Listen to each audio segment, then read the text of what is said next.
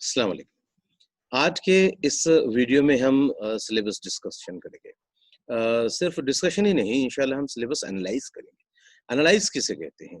तो देखिए 11th and 12th का जो फिजिक्स का सिलेबस है, मैक्सिमम टाइम ऐसा देखा गया है कि स्टूडेंट्स को जो बहुत सबसे ज़्यादा डिफिकल्ट सब्जेक्ट जाता है, ये एग्जामिनेशन में सक्सेस को लेकर, यानी जैसे कि नीट में एग्जामिनेशन होने के बाद जॉइनिंग को लेकर या फिर उनका नंबर मेडिकल वगैरह में लगने से लेकर, जहाँ कहीं पर भी एक रुकावट आ जाती है या फिर जहाँ कहीं पर भी वो थोड़ा-सा मतलब पीछे रह जाते हैं या फेल्योर आ जाता है, तो वो वाहिद सब्जेक्ट ऐसा है फिज़िक्स जिसकी वज़ह से ये होता है। 99.99% स्टूडेंट का यही प्रॉब्लम होता है, मैं 100% भी कह सकता हूँ। मगर फिज़िक्स का टीचर रहने से थोड़ा-सा जो है बारकाई रखनी चाहिए, देयरफॉर 99.9% मैंने बोला है। एक्चुअली ये प्रॉब्लम ऐसा नहीं है जैसा लिया जाता है। देखिए सिलेबस जो 11th एंड 12th का आएगा आपके सामने, वो डायरेक्टली 11th एंड 12th का सिलेबस थोड़ी ना आता है। प्रीवियसली बहुत सारे बेसिक्स जो है हम ऑलरेडी सीख चुके होते हैं, बहुत सारे बेसिक्स हमारे चैप्टर्स आ चुके होते हैं पहले, मगर उनका बहुत ही डीपली एनालिसिस नहीं होने की वजह से या फिर परफेक्ट स्टडीज उनकी नहीं होने की वजह से हमको आगे प्रॉब्लम आ जाता है। जहाँ कहीं पर भी आप देखेंगे कि नीट के फाउंडेशन की जो सिलेबस होता है, जो क्लासेस होते हैं, तो 7th स्टैंडर्ड और 8th स्टैंडर्ड से स्टूडेंट्स जो है ज्वाइन हो जाते हैं। यानी वहीं से वो नीट की तरफ उनका जो है एम्बिशन हो जाता है, उनकी उनका विजन जो है, उनकी नज़रें नीट की तरफ पहुँच जाती हैं। और बहुत सारे स्टूडेंट्स ऐसे होते हैं जिनकी नहीं पहुँचती है, उस वजह से उनको अचानक वो सिलेबस उनके सामने आ गया ऐसा महसूस होता है। तो उस ड्रॉबैक को भी इंशाल्लाह हम ओवरकम करते हुए चलेंगे। तो मैं थोड़ा-सा सिलेबस आपको एनालिटिकली बता दूँ, यहाँ पर एक स्क्रीन शेयर कर रहा हूँ मैं, आप देख सकते हैं कि इस स्क्रीन में एक फाइल शेयर कर रहा हूँ यहाँ पर मैं।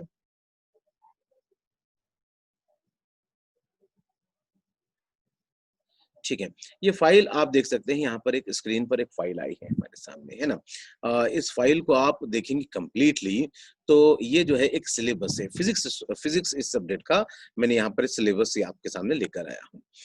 ये जो सिलेबस है, इसमें जो है कई कॉलम्स आपको नज़र आ रहे होंगे, मैं धीरे-धीरे, धीरे-धीरे आपको ये कॉलम्स जो है समझा दूँ। सबसे पहले यहाँ पर देखिए, हम ज़्यादा पीछे नहीं गए हैं, मैं आपको 7th एंड 8th स्टैंडर्ड के अंदर नहीं लेकर गया हूँ, हम 9th एंड 10th स्टैंडर्ड्स के हिसाब से ही चल रहे हैं। सबसे पहले यहाँ पर हम देख सकते हैं कि 9th एंड 10th स्टैंडर्ड का मैंने जो ऊपर आपको ये जो कॉलम नज़र आ रहे हैं, यहाँ ये मैं कर्सर लेकर आया हूँ, देख सकते हैं आप। यहाँ पर ये जो नज़र आ रहा है कि 9th एंड 10th का ये महाराष्ट्र स्टेट बोर्ड का सिलेबस है, ये वाला। और नीचे 9th एंड 10th का सीबीएसई है। सीबीएसई मतलब कुछ एकाध-दुक्का स्टूडेंट्स रहे होंगे हम में से, इस ग्रुप में जो स्टूडेंट्स हैं उनमें से कि जो सीबीएसई को भी बिलॉन्ग करते होंगे। इस वजह से मैंने इसको यहाँ पर नोट कर लिया है, वरना जहाँ तक मैं जानता हूँ मैक्सिमम जो है सब स्टेट बोर्ड वाले स्टूडेंट्स हैं। उसके बाद आप देख सकते हैं ये जो थर्ड कॉलम ये जो नज़र आ रहा है, ये 11th स्टैंडर्ड जो नज़र आया है, ये स्टेट बोर्ड का सिलेबस है, ये रिवाइज्ड सिलेबस है। लास्ट ईयर न्यू सिलेबस आया है। लास्ट ईयर 11 का नया जो है रिवाइज्ड सिलेबस आया था, और ये 12th स्टैंडर्ड का स्टेट बोर्ड का सिलेबस है इस बार जो है, इस साल, बल्कि ये 1 महीना पहले ही इसके बुक्स जो है पब्लिश हुए हैं, और ये अभी रिवाइज्ड सिलेबस आया है। अभी आया है, इसके बुक वगैरह तो अभी आए हैं। और 11th एंड 12th का ये जो सिलेबस यहाँ पर आप नज़र आ रहा है, ये एनसीईआरटी का है, दैट मीन्स के नीट एंड जेईई का ये सिलेबस है। अब जी नीट एंड जेईई में थोड़ा बहुत वेरिएशन है, और मैं आपको जो है आगे चलकर एक्सप्लेन कर दूंगा। हम यहाँ पर शॉर्ट जो है व्यू ले रहे हैं यहाँ पर इस सिलेबस का, वरना अवर्स टुगेदर, यानी कई घंटे तो सिर्फ हम सिलेबस को ही व्यू कर सकते हैं, यहाँ पर सिलेबस पर ही एनालिसिस कर सकते हैं। मगर मैं शॉर्टली आपको थोड़ा सा जो है आपके सामने लेकर आया हूँ। सबसे पहले यहाँ पर एक बात आप समझ सकते हैं कि ये जो आपको नजर आ रहा है 9th स्टैंडर्ड का, मैं स्क्रीन पर जो है इसको बड़ा कर देता हूँ। ये 9th standard and 10th standard का जो सिलेबस आपको यहाँ पर नजर आ रहा है, आप देख सकते हैं 9th स्टैंडर्ड में कुछ कुल 6 चैप्टर्स जो कि फिजिक्स को बिलोंग करते थे साइंस में, और 10th स्टैंडर्ड में भी 6 चैप्टर्स थे जो कि फिजिक्स को बिलोंग करते हैं। अब कुछ वेरिएशंस भी आते हैं, जैसे कि कई बार एटॉम्स और न्यूक्लियर वगैरह का जो टॉपिक होता है, वो फिजिक्स वाले भी पढ़ा लेते हैं, केमिस्ट्री को भी बिलोंग करता है, इसलिए उसको जो है आप वेरी रखकर चल सकते हैं। जैसे कि 9th स्टैंडर्ड में यहाँ पर आप देख सकते हैं laws of motion, work and energy, current, electricity, reflection of light, study of sound and observing space, ये हम पढ़ चुके हैं, है ना? 9th स्टैंडर्ड में पास हो चुके हैं ना सभी, तो पढ़ भी चुके हैं, ठीक है। और उसी साथ जो है 10th स्टैंडर्ड में gravitation, effects of electric current, heat, refraction of light, lenses and space mission, maximum students को तो ये मेरे ही थ्रू पढ़ाया गया है। और आपने देखा है कि जब मैं फिजिक्स के चैप्टर्स पढ़ा रहा था तो मैंने सिर्फ जो है 10th का सिलेबस बोलकर तो पढ़ाना ही नहीं था हमको, हम तो आए ही थे आपको जो है फाउंडेशन के लिए। आपने देखा होगा कि ग्रेविटेशन के अंदर मैंने force and laws of motion भी आपको पढ़ाया है, और कई टाइप के motions, 1D motion, 2D motion, है ना, ये मैंने ग्रेविटेशन के अंदर आपको लेकर आकर पढ़ाया है, जो स्टूडेंट्स मेरे पास पढ़े हैं। दैट मींस कि आप देख सकते हैं कि हमने फाउंडेशन के हिसाब से ही आपको जो है बिल्ड करने की कोशिश की थी, बट जिनका फाउंडेशन वगैरह प्रॉपर नहीं हुआ है उनको उस हिसाब से इंशाल्लाह लेकर चलेंगे। सबसे खास बात आप ये समझ लीजिए कि 9th एंड 10th स्टैंडर्ड का सिलेबस ऑलरेडी आप जो जानते हैं, उसके अकॉर्डिंगली हम 11th एंड 12th के सिलेबस को इंशाल्लाह जो है यहाँ पर शॉर्टली डिस्कस करेंगे। देखिए, यूनिट्स एंड मेजरमेंट्स ये 11th पर आया, हमें ये वाले पार्ट पर आया हो, ये देख सकते हैं आप, ठीक है, ये वाले पार्ट की तरफ आया हमें, है ना, ये वाला 11th वाला पार्ट। 11th स्टेट बोर्ड का सिलेबस है, फिर हम 11th जो है नीट का भी सिलेबस जो है यहाँ पर डिस्कस करेंगे। 11th के सिलेबस में आप देखते हैं units and measurements, mathematical methods, ये रिवाइज्ड सिलेबस है, लास्ट ईयर आया है। मैथमेटिकल मेथड्स थोड़ा सा जो है मैनिपुलेटेड यहाँ पर चैप्टर आया है, अदरवाइज बाकी तो सिलेबस लगभग वही है। मोशन इन ए प्लेन, आप देख सकते हैं motion in a plane, laws of motion में मोशन इन ए प्लेन का कंसेप्ट आ जाता है। फिर उसके बाद ग्रेविटेशन, आप देख सकते हैं 10th स्टैंडर्ड में डायरेक्ट चैप्टर था ग्रेविटेशन, यहाँ पर डेप्थ ज्यादा रहेगी, बहुत सारे कंसेप्ट रहेंगे, सीधी सी बात है, आप 11th में आ गए, कॉलेज लेवल पर आ गए, तो उससे ज्यादा रहेगा, बट बेस वही है, फाउंडेशन जिसे हम कहते हैं, तो फिर बेस वही है।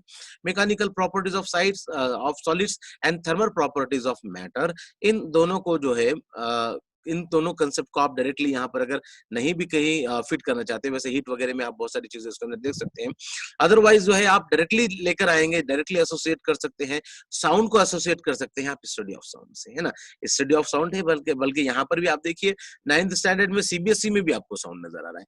उसके अलावा ऑप्टिक्स, ऑप्टिक्स हमने रिफ्लेक्शन एंड रिफ्रैक्शन, है ना, यहाँ पर इसको लिया है 9th एंड 10th स्टैंडर्ड में, वहां पर रिफ्लेक्शन था, यहाँ पर रिफ्रैक्शन था। अब आप देखते हैं सीबीएसई को तो यहाँ पर जो है लाइट नाम के चैप्टर में रिफ्लेक्शन एंड रिफ्रैक्शन दोनों भी है, फर्स्ट चैप्टर जो है सीबीएसई में 10th स्टैंडर्ड में आपको समझ में आ रहा है, समझ में आ रही बात। Electrostatics, charge at rest, that means के करंट इलेक्ट्रिसिटी की बात चल रही है, करंट इलेक्ट्रिसिटी देख लीजिए आप 9th स्टैंडर्ड में, इफेक्ट्स ऑफ इलेक्ट्रिक करंट देख लीजिए आप 10th स्टैंडर्ड में स्टेट बोर्ड में, और वैसे ही जो है आपको सीबीएसई में भी देखने को मिलेगा। फिर electric current through conductor, conductivity तो हमने देखी है, कंडक्टर्स की थोड़ी सी स्टडी बढ़ानी पड़ेगी, 11th है तो थोड़ा सा जो है अपलिफ्टमेंट होगा ही होगा। मैग्नेटिज्म, मैग्नेटिज्म हमने भी देखा है, जो है यहाँ पर करंट जो है इफेक्ट्स ऑफ इलेक्ट्रिक करंट में हमने जो है मैग्नेटिक इफेक्ट को देखा है, तो फिर उसके साथ बहुत सारी चीजें हमने मैग्नेटिज्म की डायरेक्ट भी पढ़ी है, बट इस चैप्टर में बहुत सारा डिटेल आएगा। फिर electromagnetic waves and communication system, communication system उसका यूटिलाइजेशन है, इलेक्ट्रोमैग्नेटिक इंडक्शन तो हमने देखा ही है, अब उसके वेव्स की स्टडी चल रही है, यहाँ पर थोड़ा सा बढ़कर आएगा, सेमी कंडक्टिविटी भी आ गई। ये है आपका 11th का सिलेबस। आप अगर थोड़ा सा एनालाइज करेंगे, आपको ये नहीं लगेगा कि ये पूरा न्यू टू यू है ना, कुछ ना कुछ बेसिक्स इसका आ ही चुका है, और उस तरीके से अगर हम पहले से सीखते हैं तो फिर हमको ये बहुत ज्यादा कन्वीनियंट जाने वाला है, सिलेबस एनालिसिस इसी को कहेंगे। उसके अलावा जब हम 11th स्टैंडर्ड में आ जाएंगे, यहाँ पर जो है एनसीईआरटी के यानी नीट के एग्जामिनेशन के लिए जो आपको देना है, अब आप देख लीजिए फिजिकल वर्ड, फिजिक्स के बारे में बेसिक कांसेप्ट्स है, यूनिट एंड मेजरमेंट्स, यहाँ पर यूनिट्स एंड मेजरमेंट्स मिलेगा, motion in a plane, motion in a straight line मिलेगा, मोशन इन अ प्लेन भी आ गया है आपके पास जो है, अब वहां प्लेन बताएंगे तो स्ट्रेट लाइन बताकर ही प्लेन बताना पड़ेगा, वहां पर भी वही कंसेप्ट आ रहा है। Laws of motion, laws of motion, work energy and power, ये वर्क एनर्जी एंड पावर तो आप जो है यहाँ पर सीख चुके हैं 9th स्टैंडर्ड में, वर्क एनर्जी एंड पावर अभी ऐड हुआ है, और बहुत सारा उसके अंदर डेप्थ रहेगा, वो तो हमको देखना ही है, मतलब एक बेस पकड़कर चल सकते हैं हम, you are not new to this syllabus, बस मुझे यही आपको जो है आइडेंटिफाई करवाना है। उसके अलावा system of particles and rotational motion, आपको याद होगा कि 10th स्टैंडर्ड में जब मैं आपको जो है फाउंडेशन बता रहा था, तो मैंने ग्रेविटेशन में सर्कुलर मोशन बताया है, साथ ही साथ रोटेशन ऑफ अर्थ भी बताया है, रोटेशनल मोशन का कंसेप्ट उसमें भी आएगा, यहाँ बहुत डिटेल आएगा। नेक्स्ट चैप्टर आप देख सकते हैं डायरेक्टली ग्रेविटेशन, है ना। उसके अलावा mechanical properties of solids and mechanical properties of fluids, then after thermal properties of matter, ठीक है, then after kinetic theory, kinetic theory, ठीक है, गैसेस के बारे में है ये काइनेटिक थ्योरी। उसके अलावा oscillation, type of motion, oscillation, pendulum का जो मोशन होता है ना, oscillation, not not so new to you, है ना। वेव्स, ये भी पूरी तरीके से नया नहीं है आपके लिए, वेव्स हम जो है साउंड वेव्स वगैरह में पढ़ चुके हैं ना, वेव्स वगैरह लॉन्जिट्यूडनल और ट्रांसवर्स वेव वगैरह, अब उसी को हमको आगे बढ़ाकर लेकर चलना है। 12th स्टैंडर्ड का सिलेबस आप देखते हैं, यहाँ 11th में आपने system of particles and rotational motion देखा है। 12th का सिलेबस ये तो अभी आया है, मैंने बताया है कि अभी जस्ट रिवाइज फर्स्ट टाइम इस सिलेबस पर एग्जामिनेशन देंगे इस साल के स्टूडेंट्स, और आप अगले साल देंगे, है ना। तो रोटेशनल डायनामिक्स यहाँ पर आपने देखा होगा, system of particles and rotational motion, rotational dynamics आ गया। फिर ये देखो आपने मैकेनिकल प्रॉपर्टीज ऑफ सॉलिड्स पढ़ा है, फ्लूइड्स पढ़ा है, यहाँ वो आ गया। Kinetic theory of gases and radiation, यहाँ आपको 11th एनसीईआरटी में आ गया है।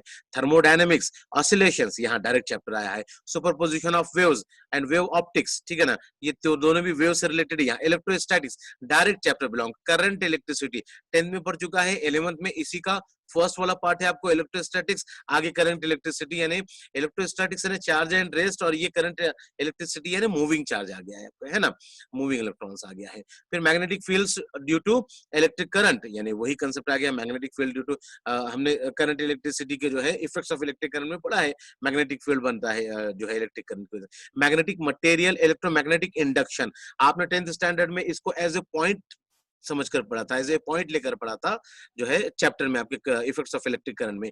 यहाँ पर पूरा की पूरा चैप्टर आ गया है वो, यानी यहाँ पर डेप्थ बहुत बढ़ जाएगी उसकी, मगर बेस तो हमारे पास है ना, हम उससे इररिलेवेंट तो नहीं, एक लिंक तो हमारे पास है, यही हमको समझकर चलना पड़ता है। उसके अलावा जो है एसी सर्किट्स है ना, जो है अल्टरनेट करंट के सर्किट्स, एसी डीसी, आपने वहां पर भी 10th में करंट इलेक्ट्रिसिटी में पढ़ा था आपने। Dual nature of radiation of matter, structure of atom and nuclei, ये केमिस्ट्री को कई बार बिलोंग करता है और यहाँ पर फिजिक्स को भी बिलोंग करता है। सेमीकंडक्टर डिवाइसेस, कनेक्टिविटी पढ़ा है, सेमी कनेक्टिविटी पढ़ेंगे, उसके डिवाइसेस देखेंगे, एप्लीकेशंस में चलता रहेगा सिलेबस हमारा, ठीक है। इलेक्ट्रिक चार्जेस एंड फील्ड्स, वही आ गया, इलेक्ट्रोस्टैटिक्स एंड इलेक्ट्रिक करंट की बात आ गई यहाँ पर, स्टेशनरी के अलावा ये मूविंग चार्ज आ गया। इलेक्ट्रोस्टैटिक पोटेंशियल एंड कैपेसिटेंस, यहाँ पर जो है डिवाइसेस से रिलेटेड इंफॉर्मेशन, एक current electricity direct chapter belong कर रहा है। मूविंग चार्जेस एंड मैग्नेटिज्म, यही आपको मूविंग चार्जेस आ रहा है, जैसे कि करंट इलेक्ट्रिसिटी में चार्जेस मूविंग रहेंगे। फिर उसके बाद magnetism and matters, electromagnetic induction, direct point आया है वो, इधर भी चैप्टर आया है, इधर भी चैप्टर आया है। अल्टरनेटिंग करंट, एसी करंट, वहां पर भी देखा था आपने, यहाँ पर भी देख रहे हैं, समझ में आ रहा है। अभी हम 12th जो है स्टेट बोर्ड और 12th एनसीईआरटी डिस्कस कर रहे हैं, दोनों combination. Ray optics and optical instruments, optics हमने पढ़ा है, 10th में भी पढ़ा है, रिफ्लेक्शन रिफ्रैक्शन जो है 9th में रिफ्लेक्शन और 10th में रिफ्रैक्शन पढ़ा है। Wave optics, dual nature of radiation matter, atoms and nuclei, यहाँ पर अलग अलग आया है। यहाँ पर आप देख सकते हैं कि एटॉम्स एंड न्यूक्लियाई एक ही चैप्टर बोलकर बिलोंग करेगा। सेमीकंडक्टिविटी आई है, material devices and simple circuits का कंसेप्ट आया है, और उसी का एप्लीकेशन कम्युनिकेशन सिस्टम। अब आप इस सिलेबस को पूरी तरीके से देख लीजिए, जो आपने 9th में पढ़ा है, 10th में पढ़ा है, 11th एंड 12th में आप पढ़ेंगे स्टेट बोर्ड एंड एनसीईआरटी, इन दोनों को कंबाइन करके।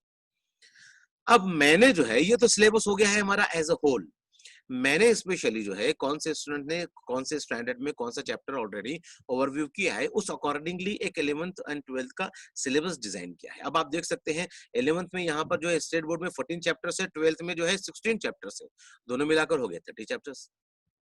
एनसीईआरटी में 11th में 15 चैप्टर्स है और 12th में 15 चैप्टर्स है, दोनों मिलाकर फिर हो गए 30 चैप्टर, 30 एंड 30 60 चैप्टर्स हो गए हैं। सिर्फ फिजिक्स को बिलोंग करते हैं 60 चैप्टर्स, एक एक चैप्टर आपके एक एक सिलेबस से बढ़कर है।